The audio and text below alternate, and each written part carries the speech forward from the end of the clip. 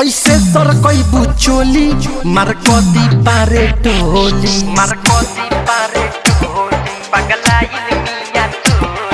ऐसे सर कोई बुचोली मार कदी पारे टोली ढोड़ी में मारी तोहरा पहिराया जो गोली ई बात बा गरमाइल भुंझर टोली पगलाइल मिया टोली सचो करू गरमाइल भुंझर टोली पगलाइल मिया टोली ढोरी में मारी तोरा पहिराया जे गोली ऐसे सर कोई बुचोली मार कदी पारे टोली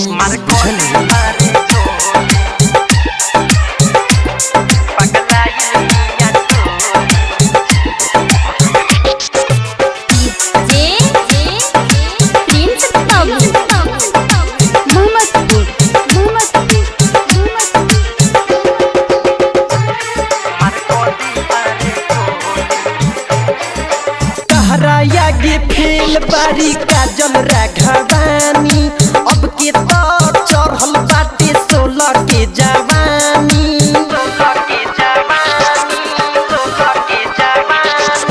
तहरा गे फेल बारी काजल राघवानी अब के तो चढ़ल बाटे 16 के जवानी उठावा के लाली देखी कनावा के बाली देखी गलिया गुलाबी देखी रानी जदी बोलबे तिरछी बोली मार कदी नोनिया टोली जदी बोलबे तिरछी बोली मार कदी चमर टोली ढोड़ी में मारी तोहरा पहिराया जो गोली गरमाइल भुंझर टोली पगलाइल मिया टोली ढोरी में मारी तोरा पहिराया जे गोली ऐसे सर कोई बुचोली मार कदी पारे टोली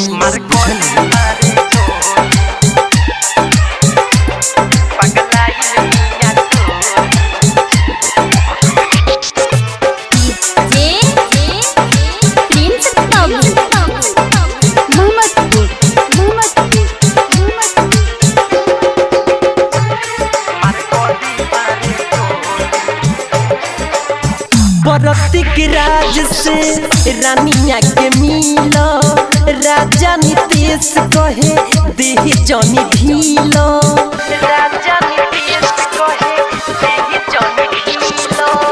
परतिक राज से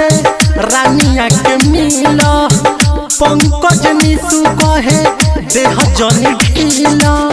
चढ़ल जवानी बा निकलत पानी बा खाली पलानी बाटे रानी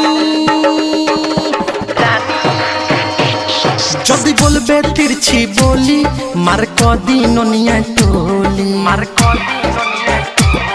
जदी बोलबे तिरछी बोली मार कदी चमर टोली ढोड़ी में मारी तोहरा पहिराया जो गोली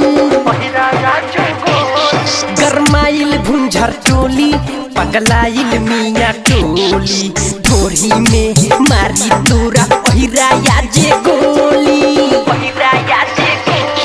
ऐसे सर कोई बुचोली मार कदी पारे टोली।